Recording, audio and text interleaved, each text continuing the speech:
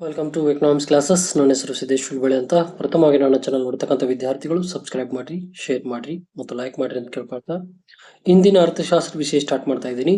ಇಂದಿನ ಅರ್ಥಶಾಸ್ತ್ರ ವಿಷಯ ತೆಗೆದುಕೊಂಡಿರ್ತಕ್ಕಂಥದ್ದು BF6M NEP ಅಂದ್ರೆ BS6M NEP ಅಲ್ಲಿ ಬರ್ತಕ್ಕಂಥ ಪರಿಸರ ಅರ್ಥಶಾಸ್ತ್ರ ಎನ್ವೈರನ್ಮೆಂಟಲ್ ಎಕನಾಮಿಕ್ಸ್ ನಲ್ಲಿ ಬರ್ತಕ್ಕಂಥ ಪ್ರಮುಖವಾದ 5 ಅಂಕದ ಒಂದು ಪ್ರಮುಖ ಅಂಶವನ್ನು ವಿವರಿಸ್ತಾ ಹೋಗ್ತೀನಿ.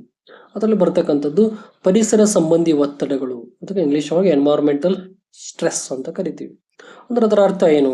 ಪರಿಸರ ಒತ್ತಡ ಅಂದ್ರ ಒತ್ತಡ ಎಂಬುದು ದೈಹಿಕವಾದ ಮತ್ತು ಮಾನಸಿಕವಾದ ಕಾರಣವಾದ ಭೌತಿಕ ಅಥವಾ ಭಾವನಾತ್ಮಕ ಸ್ಥಿತಿಯಾಗಿರ್ತದ ಮತ್ತು ಅದರಿಂದ ಕೆಲಸದಲ್ಲಿ ದಕ್ಷತೆ ಮತ್ತು ಪರಿಮಾಣ ತತ್ವ ಕಡಿಮೆ ಆಗ್ತಾ ಬರ್ತದ ಅಂತ ಹೇಳ್ತಾರೆ. ಅಂದ್ರೆ ಪರಿಸರ ಒತ್ತಡ ಅಂದ್ರೆ ಮಾನಸಿಕವಾಗಿ ತೆಗೆದುಕೊಂಡ್ರೆ ಅಥವಾ ದೈಹಿಕವಾಗಿ ತೆಗೆದುಕೊಂಡ್ರೆ ನಮಗೆ ಯಾವ ರೀತಿ ಒತ್ತಡ ಬೀಳ್ತಾ ಹೋಗ್ತದ, ಆ ಒತ್ತಡದಿಂದ ಕೆಲಸದ ಮೇಲಿನ ಒಂದು ಏನು ದಕ್ಷತೆ ಆಗ್ಲಿ ಪರಿಮಾಣ ತತ್ವ ಆಗ್ಲಿ ಕಡಿಮೆ ಆಗ್ತಾ ಬರ್ತದೆ. ಅಂದ್ರೆ ದಕ್ಷತೆ ಆಗ್ಲಿ ಅದ್ರ ಮೇಲೆ ಮಾಡ್ತಕ್ಕಂಥ ಆಸಕ್ತಿ ಪ್ರಮಾಣ ಕಡಿಮೆ ಆಗ್ತಾ ಬರ್ತಕ್ಕಂಥದ್ದನ್ನ ಇದು ತೋರಿಸ್ತಕ್ಕಂಥದ್ದು.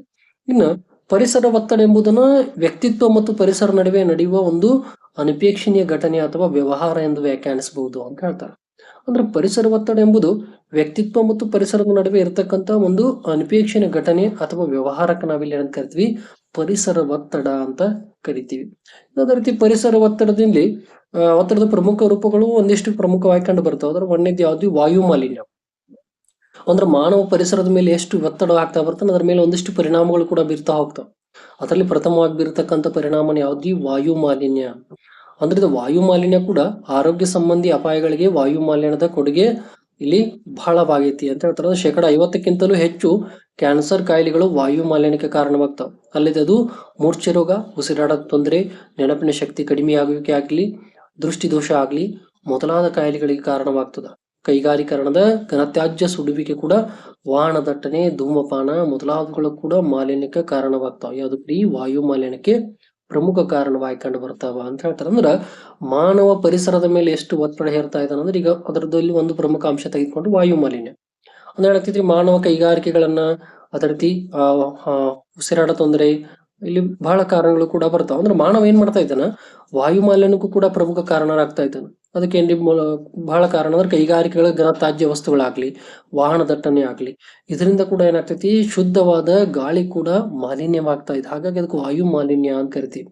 ಅಂದ್ರೆ ವಾಹನ ದಟ್ಟಣೆ ಆಗ್ಲಿ, ತ್ಯಾಜ್ಯ ವಸ್ತುಗಳನ್ನು ಸುಡುವುದಾಗ್ಲಿ, ಇದರಿಂದ ಮಾನವನ ಮೇಲೆ ಕೂಡ ಕೆಟ್ಟ ಪರಿಣಾಮ ಬೀರ್ತಾ ಇದೆ.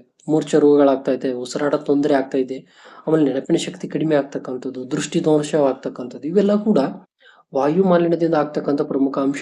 ಅದು ಮಾನವನು ಕೂಡ ಪರಿಸರದ ಮೇಲೆ ಹಾಕ್ತಕ್ಕಂಥ ಒತ್ತಡದಿಂದ ಆಗಿರತಕ್ಕಂಥ ಒಂದನೇ ಪ್ರಮುಖ ಅಂಶ ಇದು. ಈ ನಂತರ ಕಿಕ್ಕಿರಿದಿರುವುದು ಅಂದ್ರೆ ಜನಸಂದಣಿ ಪರಿಸರ ಸಂಬಂಧಿ ಒತ್ತಡವನ್ನು ಹೆಚ್ಚಿಸ್ತದೆ. ಮಾರುಕಟ್ಟೆಗಳಾಗ್ಲಿ, ಬಸ್ಗಳಾಗ್ಲಿ, ರೈಲು ನಿಲ್ದಾಣಗಳಾಗ್ಲಿ, ಸಭೆ ಸಮಾರಂಭಗಳಾಗ್ಲಿ ಮುಂತಾದ ಕಡೆಗಳಲ್ಲಿ ಜನದಟ್ಟಣೆ ಹೆಚ್ಚಾಗಿರ್ತದ. ವಿಪರೀತವಾದ ಜನಸಂದಣಿಯಲ್ಲಿ ದುಗುಡ, ಕೋಪ ಮತ್ತು ಶಬ್ದ ಮಾಲಿನ್ಯ ಜಾಸ್ತಿ ಮಾಡ್ತದ ಅಂತ ಹೇಳ್ತಾರ. ಕಿಕ್ಕಿರತಕ್ಕಂಥ ಜನಸಂಖ್ಯೆ ಅಂದ್ರೆ ಈಗ ಜಾತ್ರೆ ಆಗ್ಲಿ, ಸಭೆ ಸಮಾರಂಭಗಳಾಗ್ಲಿ, ಮದುವೆ ಆಗ್ಲಿ, ಬಸ್ ನಿಲ್ದಾಣಗಳಾಗ್ಲಿ, ರೈಲುಗಳಾಗ್ಲಿ, ಅದೇ ದೇವಾಲಯಗಳಾಗ್ಲಿ, ಅಲ್ಲಿ ಕೂಡ ಜನಸಂಖ್ಯೆ ಪ್ರಮಾಣ ಹೆಚ್ಚಾಗ್ತಾ ಹೋದಂಗೆ ಏನಾಗ್ತದೆ? ಅದು ಪರಿಸರದ ಮೇಲೆ ಕೂಡ ಒತ್ತಡವನ್ನ ಹೇರ್ತಾ ಹೋಗ್ತದ. ಅದರಿಂದ ಶಬ್ದ ಮಾಲಿನ್ಯ ಕೂಡ ಜಾಸ್ತಿ ಆಗ್ತದ, ಕೋಪ ಹೆಚ್ಚಾಗ್ತಕ್ಕಂಥದ್ದು, ಮಾನವನಲ್ಲಿ ಕೂಡ ಅವನ ಒಂದು ಕ್ಷಮತೆ, ತಾಳ್ಮೆ ಕಳೆದುಕೊಳ್ತಕ್ಕಂಥದ್ದು ಕೂಡ ಕಂಡು ಬರ್ತದೆ. ಇದು ಕೂಡ ಎರಡನೇ ಪ್ರಮುಖ ಅಂಶ. ಇನ್ನೊಂದರ ಮೂರನೇ ತೆಗೆದುಕೊಂಡ್ರೆ ಜಲ ಮಾಲಿನ್ಯ ಅಂತ ಕರೀತಾರ. ಜಲ ಮಾಲಿನ್ಯ ಕೂಡ ಕೈಗಾರಿಕೆಗಳಿಂದ ವಿಸರ್ಜನೆಗೊಳ್ಳುವ ತ್ಯಾಜ್ಯ ನೀರು ನದಿಗಳಿಗೆ, ಕೆರೆಗಳಿಗೆ ಮತ್ತು ಕೊಳ್ಳಗಳಿಗೆ ಸೇರಿಸಿ ಆ ನೀರನ್ನ ಮಲಿನಗೊಳಿಸ್ತಾವ. ಗೃಹ ಕೃತ್ಯಗಳಾಗ್ಲಿ,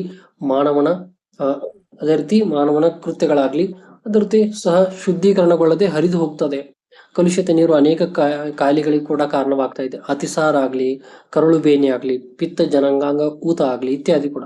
ಆಮೇಲೆ ಒಳಚರಂಡಿ ವ್ಯವಸ್ಥೆ ಕೂಡ ಇಲ್ಲಿ ಕೈಗಾರಿಕಾ ತ್ಯಾಜ್ಯ ವಸ್ತುಗಳು ಮತ್ತು ಸಹಸ್ರ ರೀತಿಯ ರಾಸಾಯನಿಕಗಳು ನೀರಿನ ಮೂಲಗಳಾದ ನದಿಗಳು, ತೊರೆಗಳು, ಸರೋವರಗಳು ಮೊದಲಾದಗಳಿಗೆ ವಿಸರ್ಜಿಸಲ್ಪಡ್ತಾವ. ಅದರಿಂದ ಜಲಮಾಲಿನ್ಯ ಕೂಡ ಏನಾಗ್ತೈತಿ? ನಿಜವಾದ ವಿಪತ್ತನ್ನ ತಲೆದೂರ್ತಾ ಇದೆ. ಇಲ್ಲಿ ಜಲಮಾಲಿನ್ಯ ಕೂಡ ಒಂದು ಅಂದ್ರೆ ಮಾನವ ಕೂಡ ಪರಿಸರದಲ್ಲಿ ಇರತಕ್ಕಂತ ಒಂದು ಪ್ರಮುಖ ಅಂಶ ಯಾವ್ದ್ರಿ? ಜಲ. ಅದ್ರ ಮೇಲೆ ಕೂಡ ಒತ್ತಡ ಹೇರ್ತಾ ಇದ್ದಾನೆ.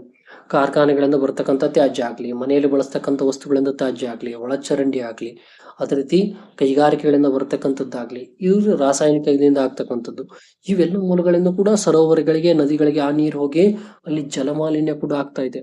ಇದು ಕೂಡ ಏನು? ಪರಿಸರದ ಒತ್ತಡದ ಪ್ರಮುಖ ಅಂಶ. ಅದೇ ರೀತಿ ಶಬ್ದ ಮಾಲಿನ್ಯ.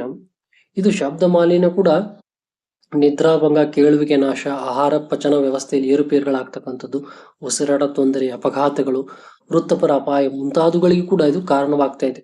ಇದಕ್ಕೆ ಕಾರಣ ಸಂಚಾರ ದಟ್ಟಣೆಯಿಂದ ಸಂಭವಿಸುವ ಶಬ್ದ ಮಾಲಿನ್ಯ, ಉಬಸರ, ನರ ದೌರ್ಬಲ್ಯ, ಖಿನ್ನತೆ ಮುಂತಾದವುಗಳು ಸೃಷ್ಟಿಸುತ್ತದೆ.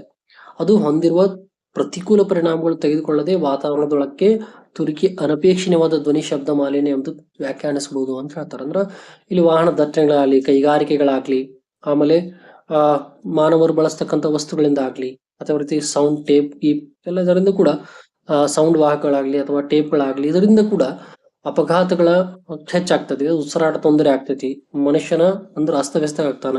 ಅದೇ ರೀತಿ ಇದರಿಂದ ನರದೌರ್ಬಲ್ಯಗಳಾಗ್ಲಿ, ಉಬ್ಬರಸರಾಗ್ಲಿ, ಅದೇ ರೀತಿ ಶಬ್ದ ಮಾಲಿನ್ಯದಿಂದ ಕೂಡ ಖಿನ್ನತೆಗೊಳಗಾಗ್ತಕ್ಕಂಥದ್ದು. ಇದು ಕೂಡ ಪ್ರಮುಖವಾಗಿ 4ನೇ ಪ್ರಮುಖ ಅಂಶ. ಇನ್ನು ಇದ್ರ ಕೊನೆಯದಾಗಿ ಬರ್ತಕ್ಕಂಥದ್ದು ಹವಾಮಾನ ಬದಲಾವಣೆಗಳು. ಅಂದ್ರ ಹವಾಮಾನ ಕಾರ್ಯಗಳಿಂದ ಕೂಡ ಇಲ್ಲಿ ಏನಾಗ್ತೈತಿ, ವಾತಾವರಣ ವಿಪರೀತ ಬಿಸಿ ಇರ್ತದ. ಇದನ್ನು ತಾಪ ಮಾಲಿನ್ಯ ಅಂತ ಕರೀತಾರೆ.